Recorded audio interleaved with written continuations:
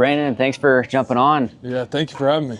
Yeah, so let's walk through the spring that you've had so far. What's your experience been around the big league clubhouse, pitching in big league games? You're pitching today again in the spring breakout, just everything as a whole. Yeah, it's been awesome being over here on big league camp side. Just so much experience that I'm gaining is helping me develop as a pitcher. Going from being a starter to a reliever this year is something that I've done before. I did that in college. So just being able to get those reps in right now is really cool, really awesome, and it's just really cool to be out here and be with the guys, meeting a lot of new faces, and it's just a good experience for sure. Any big takeaways that you've had that you can point out? Yeah, specific? I guess the biggest thing I would say is that I have to just be myself. I can't go out there and try to be someone completely different or somebody who I think I can't compare myself to other people. I just got to go out there and be Brandyn Garcia and then just keep doing that every single day. So let's go through your story a bit. 11th round draft pick out of Texas A&M back in 2023. Starter, reliever, starter, now reliever again. Walk me through that journey of getting to college, about your journey through that point. Yeah, so in high school I considered myself a two-way. Okay. So I would hit a lot. I never really thought pitching was my path. I threw hard always as a kid, but never threw strikes or anything like that. Didn't have opportunities to really pitch and see what I could do. Mm-hmm. So when I got to college, they gave me the opportunity to go there and be a pitcher. What position were you playing? I played first and outfield. Okay. So it was a mix between those two. And then once I got to Quinnipiac University, that was one of my only offers that I had out of high school, which is an amazing, amazing opportunity that they gave me. I'm so grateful for it. And once I got there on campus, it just skyrocketed. I finally saw myself as a pitcher. I saw what I could be. They saw what I could be, and they helped me do whatever I could to accomplish that while I was there. In high school, what was your arsenal? Was it mainly just two pitches? Yeah, I think it was just fastballs, honestly. I had a slider, but... Was that a sinker or a four seam? I honestly have no idea. In high school, I think I was just throwing it. Yeah. Okay. I had no pitching, anything. I was just going out there, lifting my leg and throwing the ball. Wow. It was if a position guy were to go out there and throw. Okay. I just happened to throw pretty hard. Yeah. So then you get to that first university. Walk me through that development that you had on the pitching side. Yeah, so I jumped on the fall, and then my first time ever hitting 90 miles per hour was that fall. So when I got there, I was like, whoa, I could do this. And it was with my pitching coach, Pat Egan. He's now the head coach at Sacred Heart University. He helped me develop so much, where it was he would take me in and he would run me through what it was to be a pitcher, through bullpens, through catch play, everything. I had to completely do a 180 flip, because before I was just throwing, just plain catch, long tossing, but I had no structure. So he gave me that structure. He taught me what it was like to be a pitcher. Mm-hmm. So when did you add some of those off-speed pitches, the changeup, the slider, the gyro? Yeah, so at Quinnipiac, I was still, and at Texas A&M, I was still only a two-pitch pitcher. So changeup was something I've always played around with, where just this past year to 2 years since I got to pro ball, it's really clicked for me. So the changeup's been a really cool pitch for me, because it's I've always played around with it, never been able to kill velo, never been able to get consistent shape with it. And then once I got to the Mariners, that's when it all clicked for me. Okay, so you were a reliever at Texas A&M, if I'm not mistaken, and then you get drafted. Just walk me through that draft experience. Did you expect to get taken there? Did you have conversation with the Mariners? Did you expect to go to them? Yeah, draft day was that was pretty exciting. So honestly, at Quinnipiac, I was a sophomore draft eligible. So I thought, honestly, I had a good shot going in that year, but that year didn't work out. And then the year after that, I had not the best year at Quinnipiac again. So this is my second draft year, I believe. Yeah, second draft year. I thought I had a good chance of going really, really late in the draft, just getting a chance to go play. That didn't happen, so I ended up going back to A&M. This was my third year in the draft. So third year in the draft, okay. Yeah, so this was, I think so, sophomore, junior. Yeah, then it would have been my fourth year. Yeah. So then I had a decent year at A&M. I think that I did pretty well in the bullpen. I was throwing decently hard, and then they just got a bunch of calls after day two, and they were like, okay, a bunch of teams are telling me they're going to take me here and there, and then my agent called me and said, hey, just make sure you're watching the draft right here. And then that's when the Mariners called me and they told me they were going to pick me. That's awesome. So you head off to pro ball. Did you go immediately to Modesto or was it Everett? Yeah, so I played here for 2 weeks in the ACL games just to get my feet wet a little bit, and then they sent me out to Modesto, and that's when I was there for, I believe, about a month. Okay. And that's when we ended up winning, and that was unreal. You won that, and then did you go to Everett after that, or was the Everett season also done at that point? The Everett season was also done. So Okay. I ended my first year in 23, I believe, with Modesto, and that's when we won the championship there. Gotcha. And then last year, I started in Everett and ended up in Arkansas. Gotcha. Okay, that's right. So, I mean, you won 2 championships so far in your career. What was that first championship like in Modesto with a bunch of the top prospects, all super young guys? Yeah, that was really fun. Unfortunately, my college career, we didn't really, I mean, just looking at it, we didn't really win that often for me. Mm-hmm. So that was my really first championship since high school.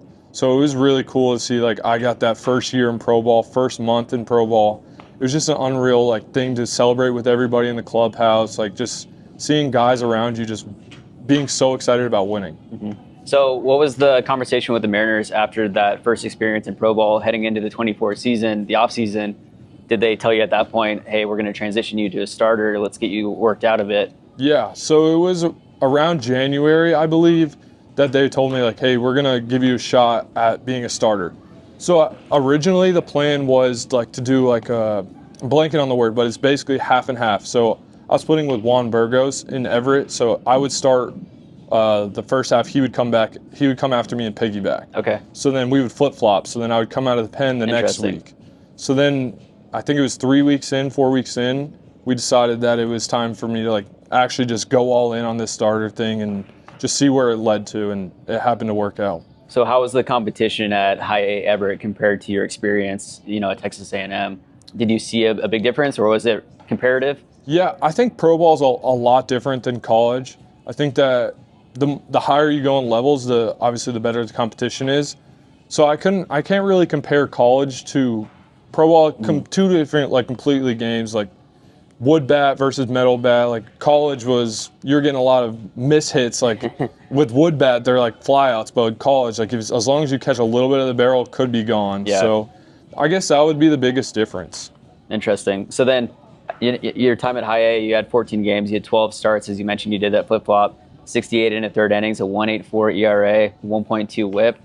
What was that conversation with the manager when they told you that you were getting sent up to Arkansas? Yeah, it was actually a really cool send up to Arkansas.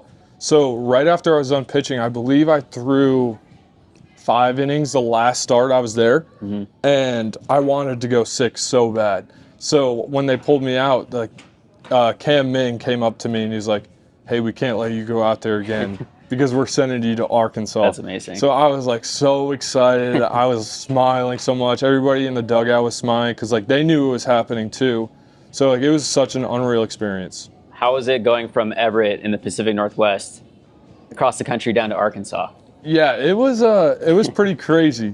So the the weather is a lot different. Yeah. So everybody says that the summers in Everett are the best summers around. So unfortunately, I missed that by, like, a couple weeks. You just had the cold of the beginning of the season, and then you went to the hot, humid. Yeah, exactly. And then once I got to Arkansas, it was really humid, really hot. So it was a big difference, just weather, but I was used to it because I was playing at A&M the year before that. So it wasn't too much of a difference. Yeah, gotcha. And then AA, 13 games, 47 and 2/3 innings, a 2.83 ERA, again, just over a 1.2 whip.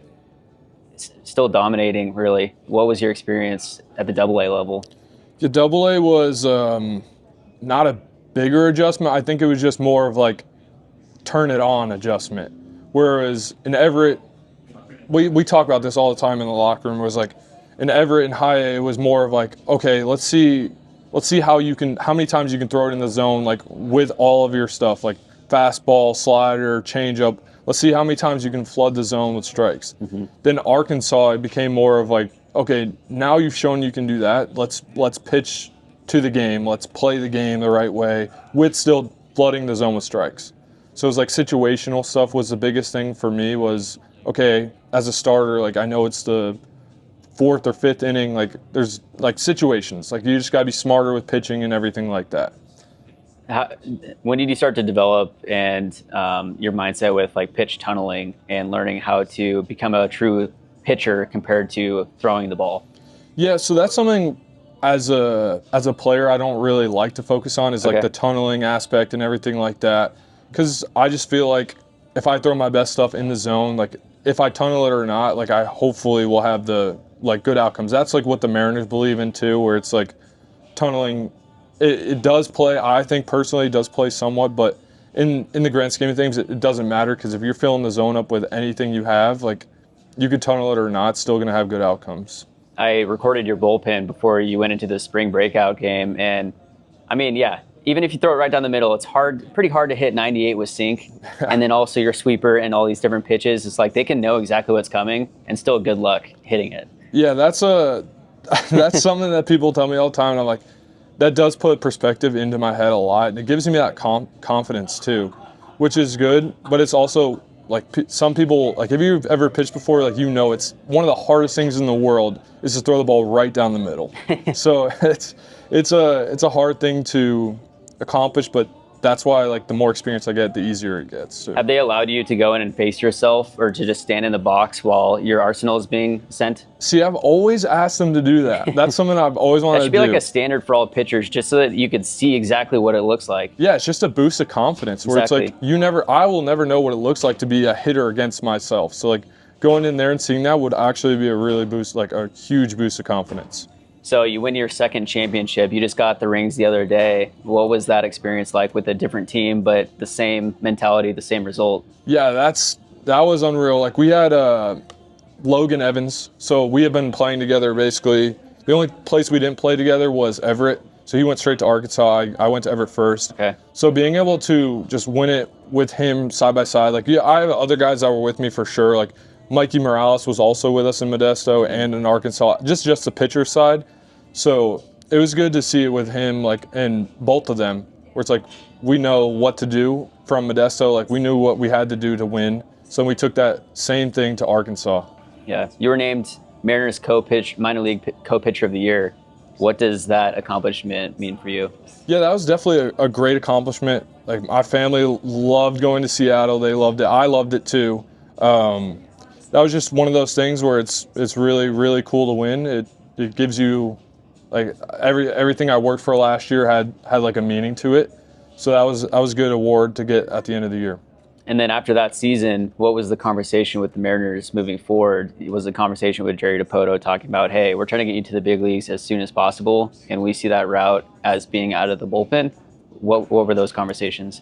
Yeah, it was a good conversation to have with people about it, because at first they were a little concerned on how I would feel about it.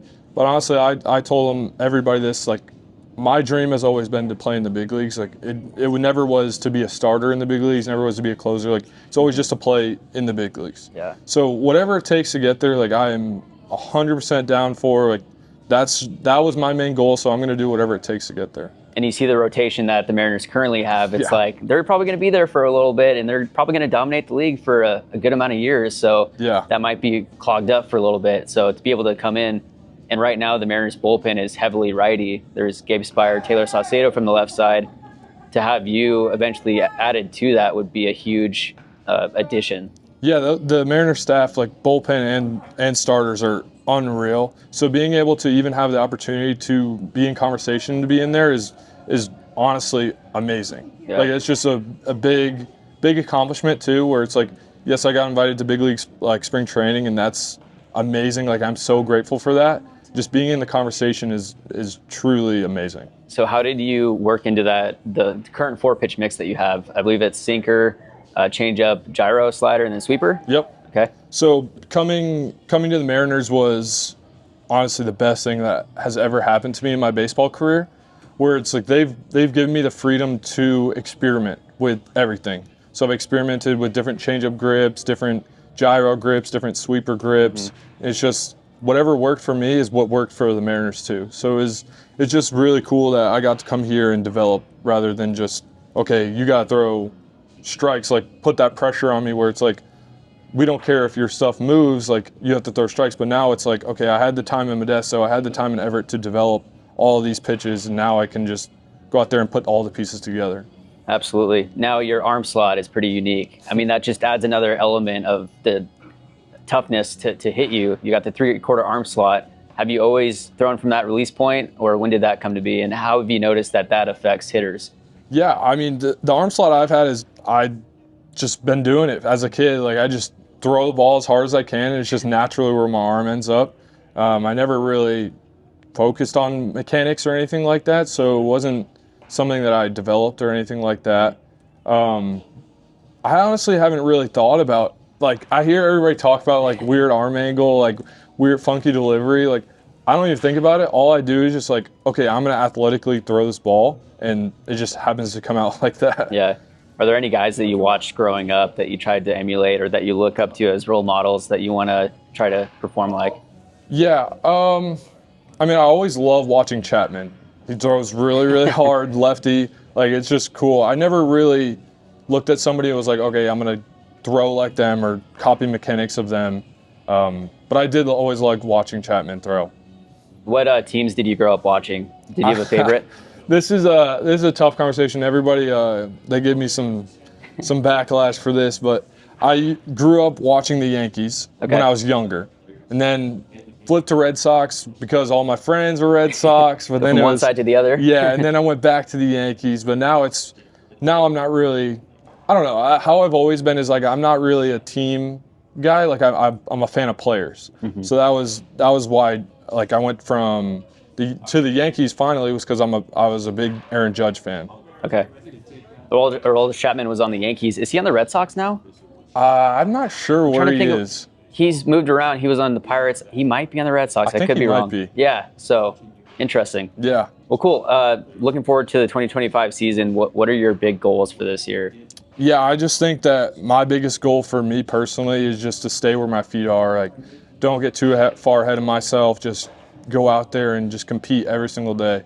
And hopefully it ends up really, really well. Awesome. Brandyn, really appreciate your time. Looking forward to seeing you progress, and best of luck this year. Yeah, thank you very much. Sweet. Thanks, man.